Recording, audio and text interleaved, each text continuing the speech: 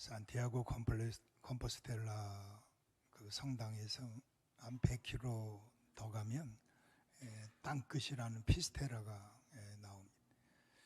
800km를 걸은 순례자들이 최종 목표지가 컴포스텔라가 아니었어요. 순례자들은 땅끝까지 가는 겁니다. 피스테라까지 거기서 100km를 더 가야지만 예수님이 말씀하신 땅끝이 된다. 그래서 순례자들은 그 땅끝까지 걸어갑니다.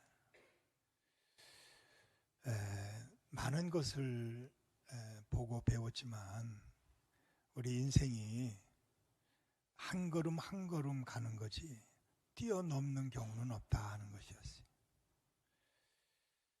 택시 타고 건너뛸 수 있어요. 또 버스 타고 건너 점핑할 수 있습니다. 쉽게 갈 수 있어요. 그런데 인생은 뛰어넘는 게 아니더라고. 힘들고 어려워도 내 발로 한 걸음 한 걸음 걸어가는 것이 인생의 발자취로 남게 됩니다. 여러분들이 힘들고 어려울 때 점핑하려고 생각하면 택시 타야 됩니다. 또 버스 탈 마음이 생기기만 해도 버스 타게 된다는 경우가 있는 거예요. 제가 한 가지 큰 교훈을 받은 것은 내가 지고 가는 배낭보다 그 짐이 얼마나 무겁겠어요.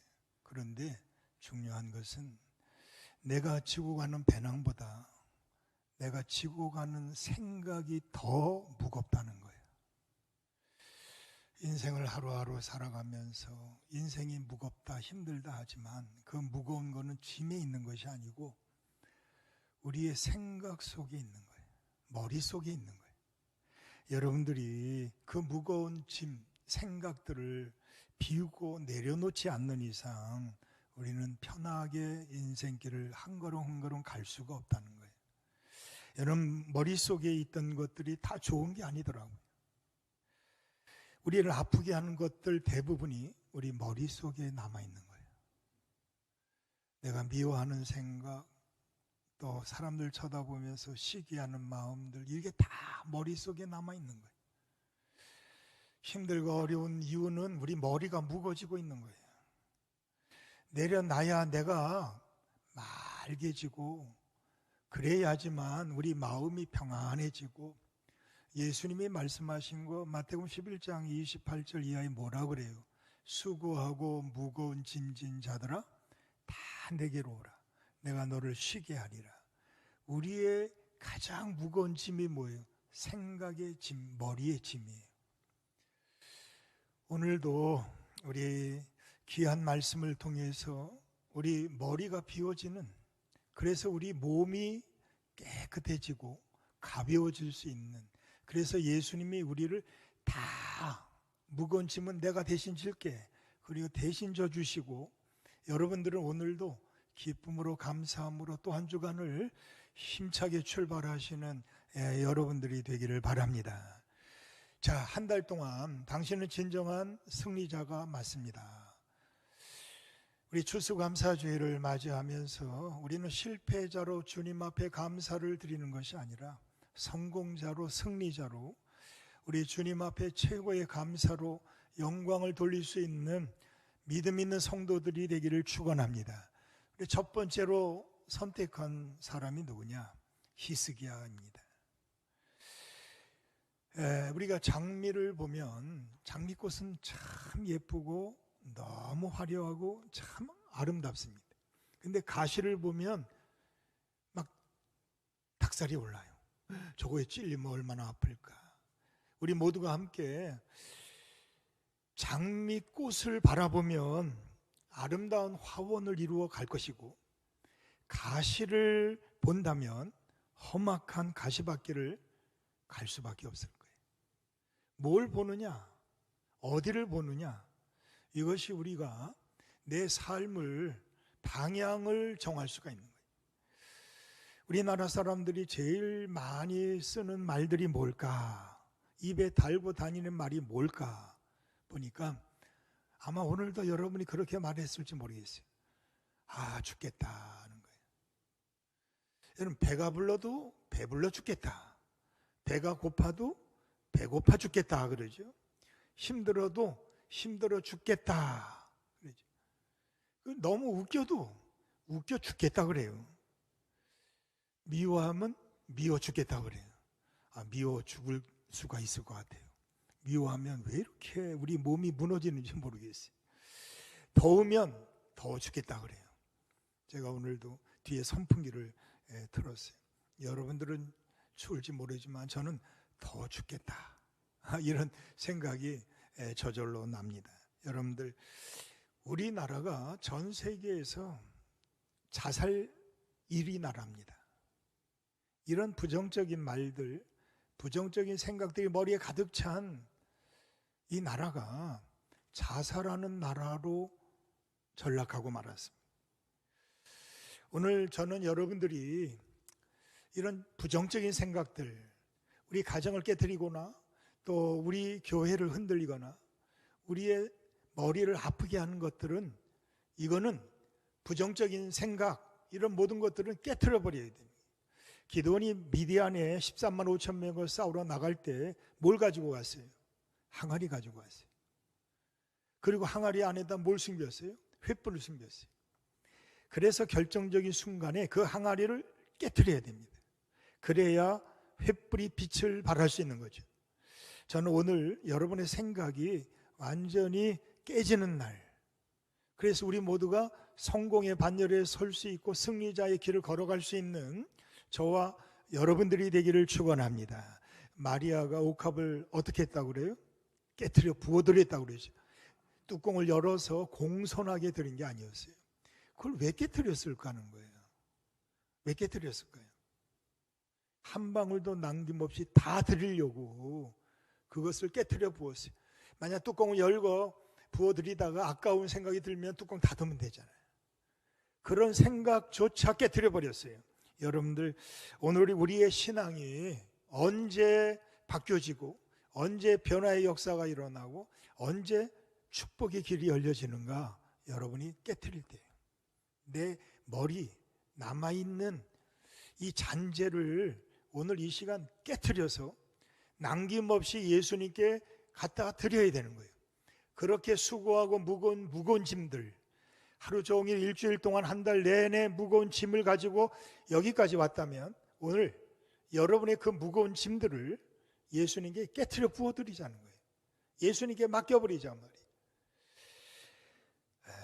우리 열왕기상 역대상하가 있어요. 열왕기상하는 북쪽 이스라엘의 역사하고 남쪽 유대의 나라가 왔다 갔다 하면서 거기에 기록되어 있어요. 근데 역대상하는 오직 유대 나라의 역사만을 기록해 준 책입니다. 우리가 북쪽 이스라엘을 보면 200년간 나라가 유지되는데 7번의 쿠데타가 일어나요. 그러면서 19명의 왕이 나라를 아주 복잡하게 다스렸던 나라입니다. 그리고 남쪽 유다는 350년 동안 다윗의 혈통, 그 계보를 이어가면서 20명의 왕들이 순리대로 나라를 다스렸습니다. 그러니까 역대상하를 보면은 유대의 역사를 자세히 우리가 볼 수가 있습니다.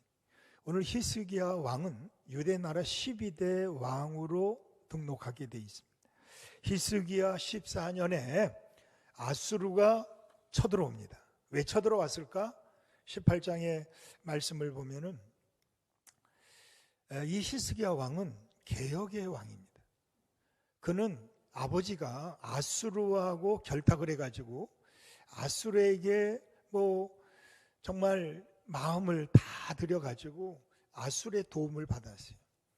그리고 아버지는 이방신들을 많이 내버려뒀습니다. 신당들 또 그 우상들이 있었어요.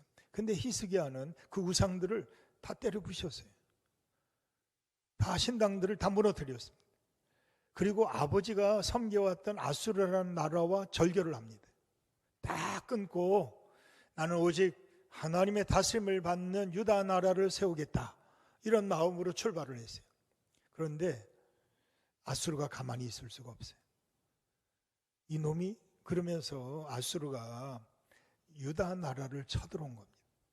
그래서 유다 나라 우리 13절, 18장 13절 말씀에 보면은 히스기야 왕 제14년에 아수르 왕 사네립이 올라와서 유다 모든 견고한 성읍들을 쳐서 점령했다 그래요.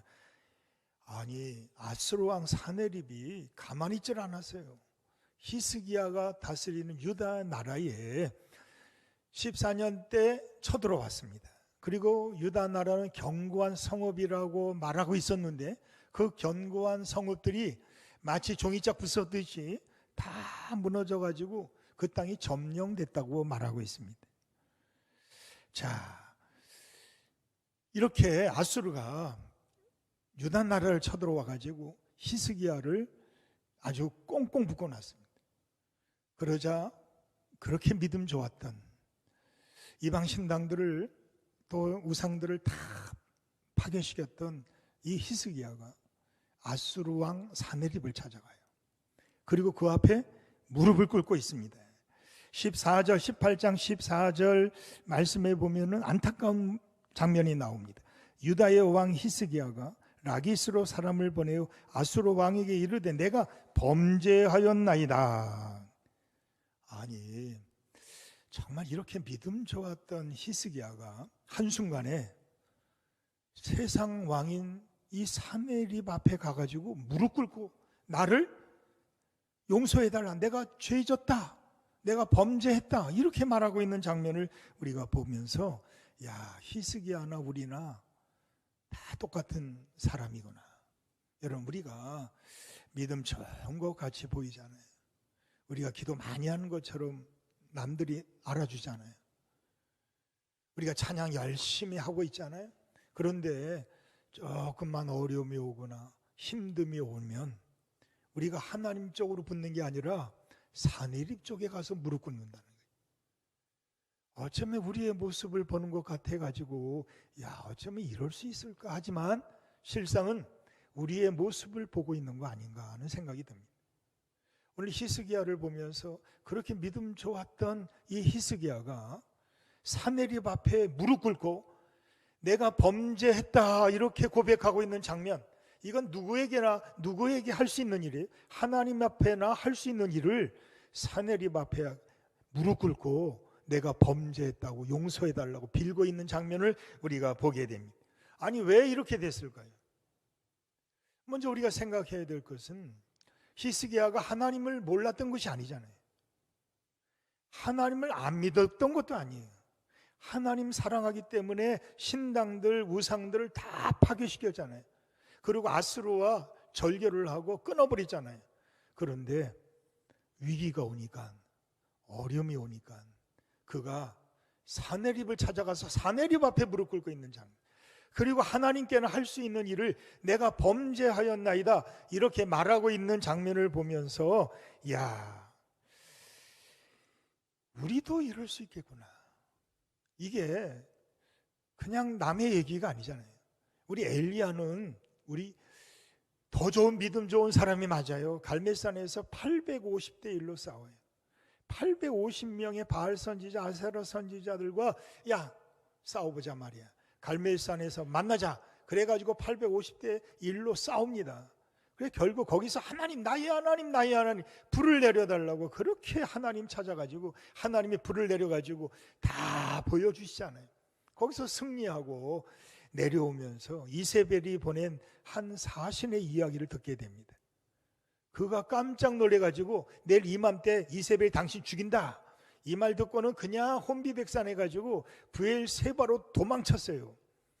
그리고 브엘세바에 도망쳐가지고 로뎀 나무가에 앉아가지고 하나님, 이게 도대체 뭡니까? 이게 내 열심히 특심이었는데 내 믿음이 하나님밖에 몰랐는데 하나님 날 이렇게 버려? 차라리 죽이시오. 아, 이런 장면을 보면 우리랑 똑같아. 엘리야도 우리와 성정이 같다고 그랬잖아요. 여러분들 믿음 좋은 게 맞습니까? 우리 모두가 함께 정말 지금까지 기도한 게 맞습니까? 우리는 하나님 곁에 붙어 있는 겁니까? 아니면 힘들고 어려울 때 사내립 곁에 붙어가지고 살아보겠다고 아우성대고 있고 몸부림치고 있는 것은 아닌가 말이에요. 저는 이런 장면을 보면서 야, 이래가지고 성공할 수가 없고 이래가지고는 승리할 수가 없다. 오늘 그래서 사내립 앞에 무릎 꿇고 범죄했다고 잘못했다고 그러니까 사내립이 다 용서를 하고 묻어뒀느냐? 그렇지 않았어요. 야, 그래? 그렇다면 너 은 300, 금 30 내게 가져와. 현금으로 가져와. 눈에 보이는 거 그대로 가져와. 그래서 히스기야가 모으는데 모자라. 안 돼. 300이 안 되는 거예요. 30이 안 되는 거예요. 그래가지고 성전 벽에 붙어 있는 거 모조리 다 뜯어가지고 그거 다 바치니까 겨우 바치게 됐어요. 그러면 그래 수고했다 이러고 끝낼 줄 알았는데 그게 아니었어요. 그리고 나니까 랍사게라는 군대 장관을 세워가지고 유다를 쳐서 멸하게 만들어요. 여러분들 세상과 타협하면 세상이 우리를 높여줄 줄 알지만 세상이 우리를 좋아할 줄 알지만 결코 그렇지 않아요. 마태복음 5장 너희는 세상의 소금이다 이 말씀을 하실 때 소금이 맛을 잃어버리면 다만 바뀌어버리고 세상 사람들에게 밟힐 뿐입니다. 여러분 우리 모두가 세상과 타협하면 잘 될 것 같고 다 얻을 것 같고 살 것 같은데 세상은 우리를 더 밟아. 우리 모두를 더 힘들게 할 거예요. 우리 모두가 오늘도 이 말씀을 보면서 야, 어쩌면 그렇게 사내립을 어떻게 이렇게 쉽게 생각해서 그 앞에 무릎 꿇고 말까? 이게 정말 믿음 좋았던 히스기야의 모습이 이게 참된 것일까? 이런 생각을 해보면서 오늘 말씀을 통해서 왜 이렇게 히스기야가 무너졌을까? 그리고 어떻게 그가 다시 성공자의 반열에 설 수 있었을까? 다시 회복할 수 있었을까? 여러분 우리는 무너질 수 있습니다. 우리는 실수할 수 있어요. 우리는 실패할 수 있어요. 그런데 다시 일어설 수 있는 게 믿음을 가진 자들은 7번 넘어질지라도 다시 일어난다고 그랬어요. 여러분 우리에겐 소망이 있어요. 히스기야를 통해서 우리가 완전히 무너진 게 아니라 다시 일어설 수 있는 성공자의 반열에 설 수 있는 기회가 온단 말이에요. 그 기회를 찾자는 것입니다. 우리 추수감사주의를 맞이하면서 여러분들이 정말 하나님 앞에 인정받을 수 있는 그 자리에 설 때까지 성공자의 반열에 서기까지 우리가 해야 될 3가지 중요한 이야기들을 오늘 이 말씀을 여러분들에게 드리려고 합니다. 여러분들 중국 고전의 대학이라는 고전이 있는데 거기 나오는 내용이에요. 먼저 해야 할 것과 나중에 해야 할 것을 알면 거의 도에 가깝다. 먼저 해야 될 일, 나중에 해야 될 일만 구별할 수만 있다면 거의 도사가 된다는 거예요. 이게 어디서 나온 말씀이냐면 성경에 나와요. 예수님이 말씀하셨어요. 마태복음 6장 31절 이하에 특히 33절 말씀에 보면 먼저 그의 나라와 그의 의를 구하라. 그리하면 내가 이 모든 것을 내게 더하시리라 하는 말씀입니다. 여러분들 먼저가 있고 따름이 있단 말이에요. 우리 모두가 우선순위가 정리가 되지 않으면 사내립을 따라갈 것이다. 그런데 나중에 히스기야가 깨달은 것이 뭐냐? 먼저 찾아야 될 것이 있었다는 것을 깨닫게 된 거예요. 그러면 따르기만 하면 그렇게 하기만 하면 우선순위가 정리되면 따라오는 것이 있다. 이게 바로 예수님이 말씀하신 거예요. 그리하면 이 모든 것을 내가 너에게 더하시리라 하는 말씀이죠. 여러분 우리 모두가 오늘 히스기야를 보면서 야 정말 우리 모두가 이런 다 똑같은 모습이에요. 우리 전하 여러분이나 힘들고 어려우면 사내립 앞에 무릎 꿇잖아요. 세상 돈 앞에 무릎 꿇잖아요. 권력 앞에 무릎 꿇어요. 우리는 세상과 타협하기 딱 알맞아요. 아무리 믿음 좋다가도 기도한다고 하다가도 힘들고 어려우면 감정대로 따라갈 수밖에 없어요. 감정에 치우치는 거예요. 그게 분별이 안 되는 거예요. 그러니까 우리는 선할 기회, 이 기회를 놓치고 만다. 그래서 따름이 온다. 따름이 없어진다는 거예요. 따라오지 않는 거예요. 오늘 이 말씀을 보면서 저는 이 세 가지 말씀을 여러분들에게 드리려고 합니다. 우리가 인생길을 한 걸음 한 걸음 가야지 뛰어넘을 수가 없다고 그랬어요. 오늘도 한 걸음 한 걸음 가는 겁니다. 비록 더딜지라도 순리대로 가는 것이고, 비록 힘들지라도 믿음대로 가야 되고, 비록 눈앞에 보이지 않는다 할지라도 우리는 믿음으로 가야 될 사람들이, 그러기에 우리 힘들고 어렵다고 점핑하려고, 뛰어넘으려고, 쉽게 가려고 편법 쓰지 말자 하는 겁니다. 여러분들 시편 1편 4절 말씀이 뭐란 말씀이 있어요? 악인은 바람에 나는 겨와 같도다. 왜 악인이냐면 겉은 똑같은데 안에 알맹이가 없는 거예요. 겨와. 그래서 퀴즈를 하다 보면 좋은 알곡들은 안으로 들어가. 그런데 나쁜 겨는 바깥으로 나가. 치면 칠수록 믿음의 사람들은 하나님 안으로 들어가. 하나님께 붙어. 그런데 믿음이 없이 흔들리는 사람들은 밖으로 나가서 세상에 붙는단 말이에요. 이게 바로 악인은 바람에 나는 겨와 같도다는 이 말씀이에요. 자, 오늘 이 말씀을 보면서 진정한 성공자가 될 수 있었던 결정적인 결단의 첫 번째가 뭐냐? 오늘 19장 1절 말씀 보십시오. 히스기야 왕이 듣고 그 옷을 찢고 굵은 매를 두르고 그랬습니다. 자, 왕의 옷은 화려합니다. 왕의 옷은 거기에 뭐 금도 붙였겠죠.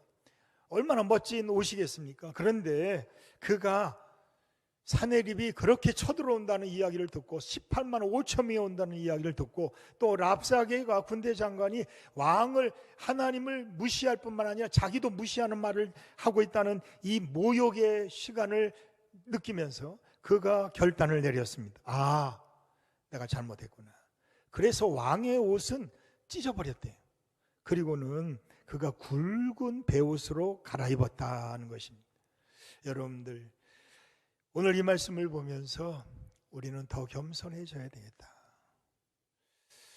참 자랑할 것이 없는, 아무것도 아닌 바람에 나는 겨와 같은 우리들을 알갱이를 알곡으로 되게 하시려고 하나님이 오늘 여러분을 이 자리로 부르셨구나 하는 생각을 해볼 때, 정말 이 히스기야가 성공자의 반열에 설 수 있었던 것은 왕의 옷은 벗어버리고 회개하는 굵은 베옷으로 갈아입고, 그동안 교만해서 사내립 앞에 무릎 꿇고 그 당시에 유명한 선지자 이사야를 무시하고 그냥 그 앞에 굴복했던 이 교만이 가득한 이 히스기야가 겸손의 옷으로 갈아입었다는 것입니다.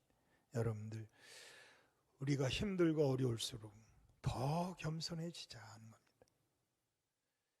우리가 감정에 복받칠 때는 교만의 극치를 달하는 것이고, 감정을 극복할 때는 겸손으로 낮아지는 하나님의 사람이 될 수가 있는 거예요. 우리 모두가 진정한 성공의 사람이 되려면 굵은 베옷으로 갈아입자 하는 것입니다. 무릎 꿇는 시간이 필요합니다. 기도의 시간이 필요합니다. 세상 것 의지하던 것 포기하고 하나님만 의지하겠습니다. 하나님 앞에 매달리는 이 기도가 필요하다는 것입니다. 여러분, 야곱이 20년 동안 외삼촌 라반의 집에 있으면서 인간적으로 안 해본 게 뭐 있어요? 그는 몸부림 다쳐본 사람이에요. 그래서 얻은 거 많아요. 그래서 그것 가지고 내려오다가 형 에서가 과연 어떻게 나올까 궁금한 거예요. 그래서 형 에서에게 선물 보따리를 잔뜩 보내요. 이거 주면 형이 녹아 풀리겠지. 그런데 소식이 들려오는데 형이 군사를 입고 자기를 죽이려 온다는 거예요. 그때서야 야곱이 하나님 앞에 엎드리기 시작해요. 야복 가까이 앉아가지고, 하나님, 나를 축복해 주지 않으면 내가 놓지 않겠습니다. 하나님께 아주 매달리고 있어요. 여러분, 우리가 성공자가 될 수 있고 승리자가 될 수 있는 것은 세상에 매달리는 것이 아니라 하나님 앞에 엎드리는 거예요. 하나님이 축복해 주셔야 되는 거예요. 하나님이 축복해 주지 않으면 놓지 않겠습니다. 분인나가 그렇게 괴롭히니까 감정대로 처리한다면 맨날 싸워야 되는 거예요. 여러분, 감정으로 하면은 싸움밖에 남는 게 없어요. 그때 그가 분인나와 감정 대립하고 남편 엘가나와 다투고 싸우지 않았어요. 그는 조용히 하나님의 성전에 올라가서 하나님 앞에 눈물로 통곡하며 기도했어요. 마치 술 취한 여인처럼 엘리 제사장이 와가지고 너 술 먹었니? 이렇게 말할 정도로 하나님 앞에 엎드려 기도하다가 귀한 선물인 사무엘을 얻게 되었다는 것입니다. 여러분들, 사나립 앞에 비 맞추고 아부하신다고 다 갖다 주십시오. 여러분, 준다고 해결할 수만 있다면 다 갖다 줘도 돼. 그런데 갖다 준 거 다 뺏겼어요. 그리고 하나도 해결된 것이 없어요. 오히려 문제는 더 커졌습니다. 나오미와 엘리멜렉이 두 아들 데리고 모압 땅에 가면은 다 문제가 해결될 것이라고 도망쳤어요. 그런데 다 없어졌어요.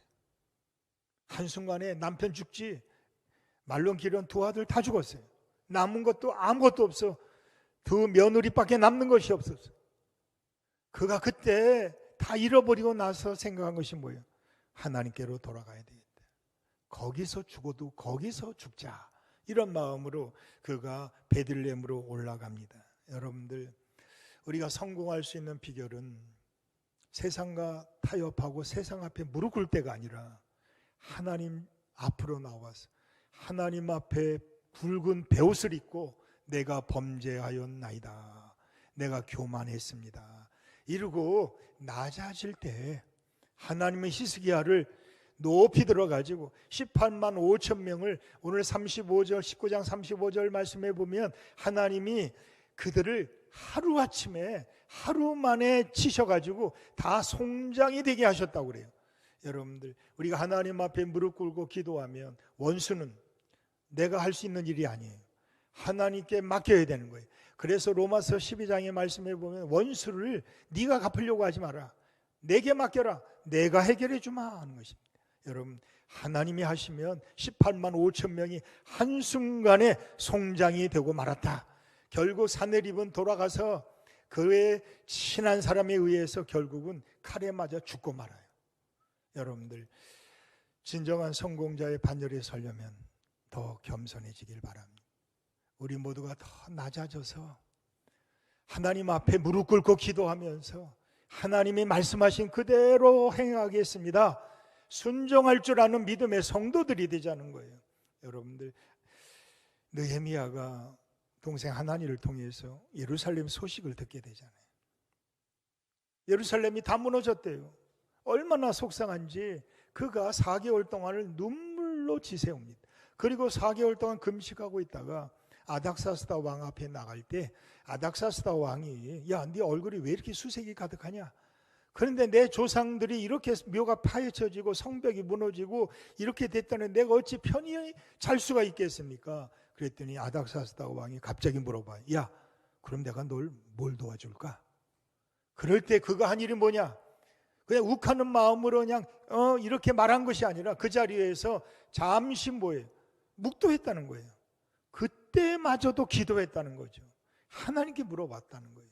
여러분들, 우리 모두가 쉽게 결정하지 말고 감정대로 가지 말고 그럴수록 더 겸손하게 낮아져서 하나님이 내게 뭐라고 말씀하실까? 하나님의 음성에 귀를 기울일 줄 아는 믿음을 가진 성도, 성공할 수 있는 반열에 설 수 있는 우리 성도들이 다 되기를 주님의 이름으로 간절히 축원합니다. 자, 두 번째로 그가 진정한 성공자가 될 수 있었던 비결은 뭐냐? 오늘 1절에 계속 이어져서 뭐라 그래요? 옷을 찢고 굵은 배를 두르고 여호와의 전에 들어가서 그럽니다. 여러분, 우리는 세상에 거할 자가 아니라는 거예요. 우리는 여호와의 전에 들어가 거기 거할 사람들이라는 것입니다. 위기가 오면, 어려움이 오고 힘들고 지쳐가면 우리가 포기할 것이 아니라 세상에 그냥 주저앉을 것이 아니라 여호와의 전으로 올라가자 하는 것입니다. 우리 위기 때 우리가 거할 곳은 어디냐? 바로 성전이라는 거예요. 여러분, 성전을 왜 세우셨어요? 이러려고 세우신 거예요. 여러분, 힘들고 어려울 때 하나님 앞에 나오라고 여호와의 전이 열려 있습니다. 우리가 거할 것은 세상이 주저앉을 자리가 아니에요. 우리가 거할 자리는 어디냐? 여호와 계신 이 자리로 들어오는 것입니다. 대부분의 사람들이 위기가 오고 어려움이 오면 성전 밖으로 나가잖아요. 성전과 점점 멀어지게 됩니다. 시험이 드는 성도들 보면 교회 나와요, 안 나와요? 안 나옵니다. 예배 드려요, 안 드려요? 예배부터 안 드립니다. 헌금? 이루 말할 수 없이 헌금할 맛도 없어지는 거예요. 여러분들, 히스기야가 정신 차리고 나니까 세상 바뀌는 거예요.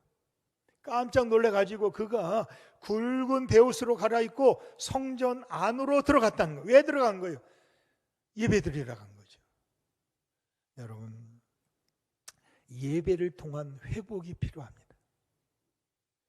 우리에게 가장 중요한 것은 이 성전이 있는 이유는 여러분들에게 예배를 통해서 회복하게 하시는 하나님의 작품이 있는 거예요. 여러분, 우리가 하나님을 만나러 어디로 가요? 세상으로 나갑니까? 우리가 하나님을 만나기 위해 성전 안으로 들어오는 거예요. 하나님이 제일 기뻐하시는 것이 뭐예요? 예배 드리는 거죠.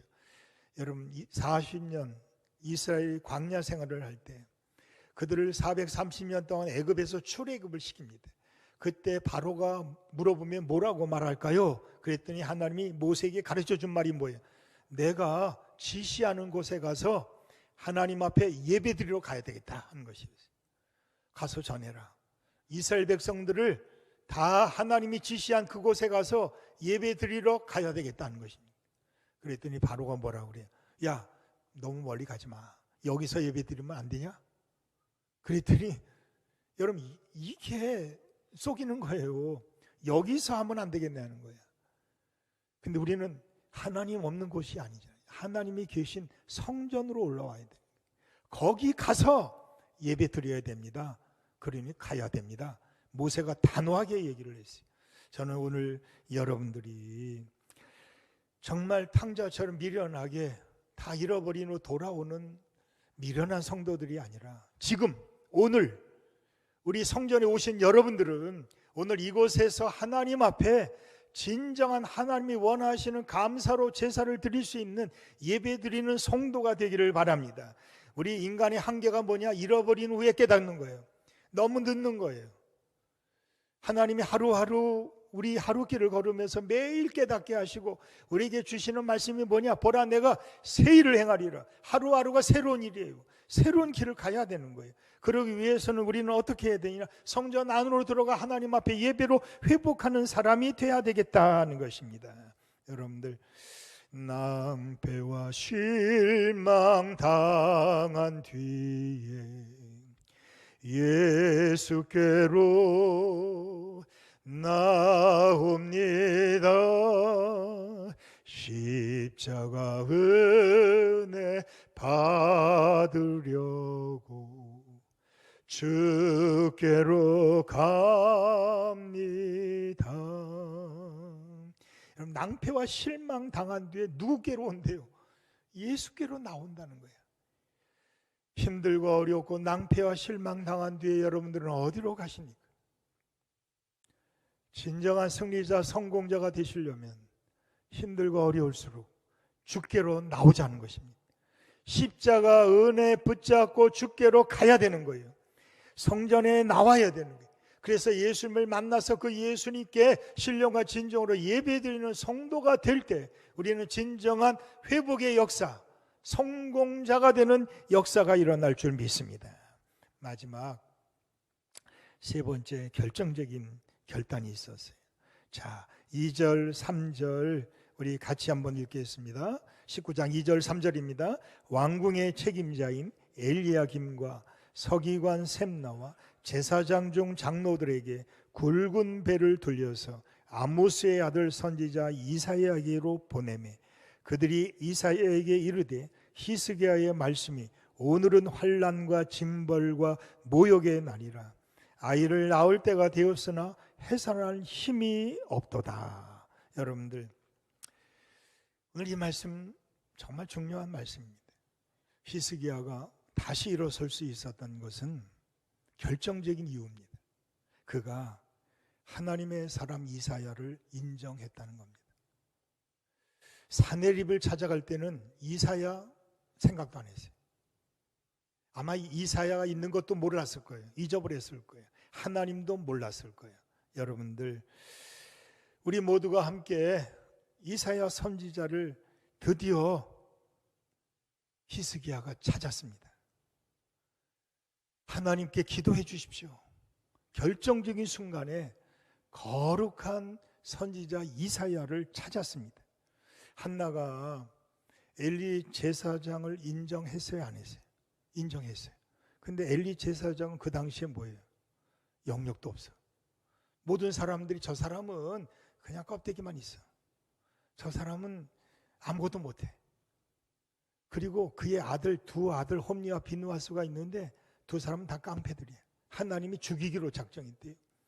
그런데 한나가 그렇게 어렵게 귀한 아들 사무엘을 얻었는데 그 사무엘을 졌을 땐 후에 누구한테 가서 맡겼느냐? 엘리 제사장에게 가서 맡겨요. 왜? 인정하는 거죠. 여러분, 목회자가 부족해도 여러분들이 하나님이 세우신 자로 인정할 때 하나님의 역사가 일어나고, 엘리 제사장이 무능하다 할지라도 그를 세우신 하나님은 살아계셨어요. 여러분, 사무엘을 누가 키웠어요? 엘리 제사장이 키웠어요? 아니었어요. 만약 엘리 제사장이 키웠다면 그는 깡패가 됐을 거예요. 왜냐하면 그의 아들, 두 아들이 다 깡패였으니까. 그런데 성경에 보니까 사무엘은 성전 안에서 하나님의 말씀으로 잘 자라고 있었다 그래요. 여러분들, 누가 키웠어요? 하나님이 키우셨단 말이에요.